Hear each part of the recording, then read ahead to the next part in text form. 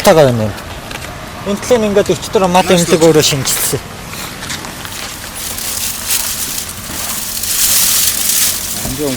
Одоо ногоорцсон байсан хэсэг нь болохоор шинжилгээ нүгэ болсон биз дээ. Одоо ингээд ногоон байгааз энэ хараа би хизээч худлаа. Энэ та тэгээ гисгэхтэй ямар орчинд гисгэсэн бэ? Монгол 5 хантай гэрийн хаяанд 24 цаг болоогүй мах штэ минь дөө.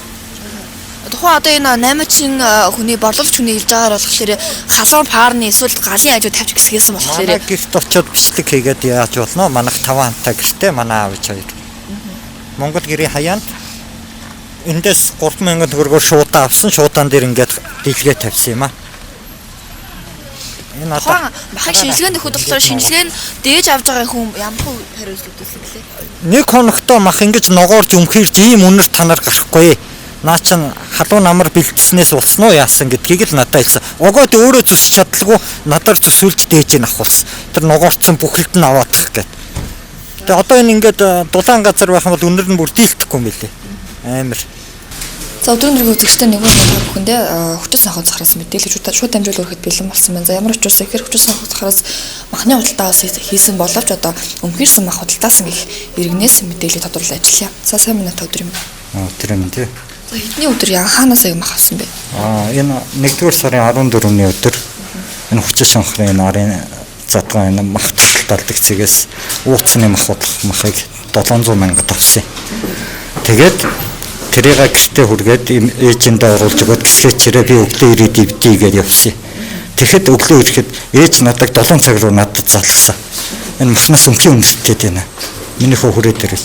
Тэгээ би ажлаа зохицуулцаад яваад ирээд тэгээ махаа авцаагаад ачаад ногоороо дүнхэрсэн мах байсан. Тэгээ тэр махыг би буцаагаад энэ хөлсний цах дээр авцараад зарсан хүн дээр авчихж яваа. Та манахаас аваагүй гэж ихлээр дайцсан.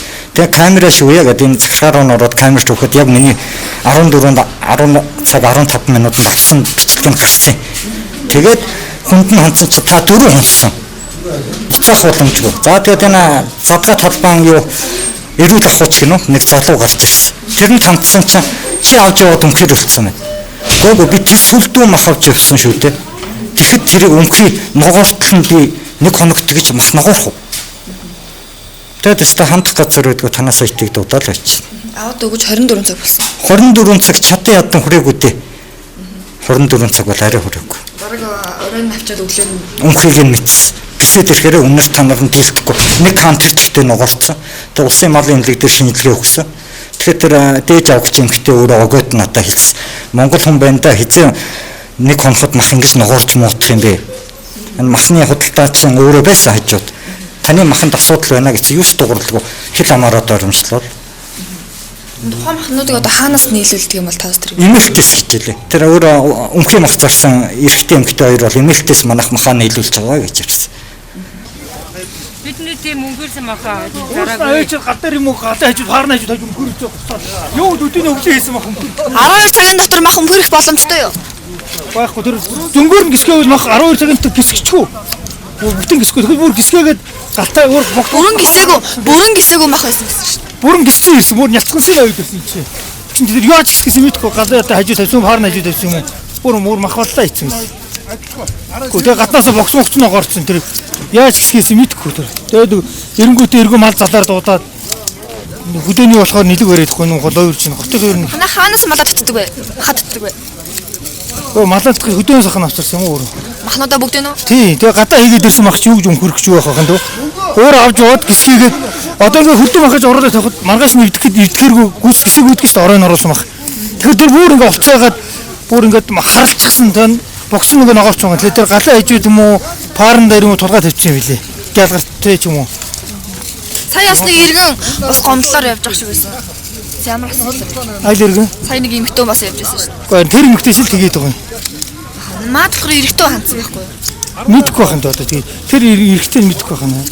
Тэр нь ямар хүнийх юм бэ? Энэ эмэгтэй л тэгж өсөглөө. Тэгээ үдэн чи зөв одоо ингээ бүх махыг харалтаа чи ингээ энэ чинь ийм хөлдөө махнаас ногоор нэг байхгүй шүү хөлдөөгөр гадаа хийж байгаа мах чинь. Тийм хийсэн нэтгийг амд нүлжих гээд байгаа чинь.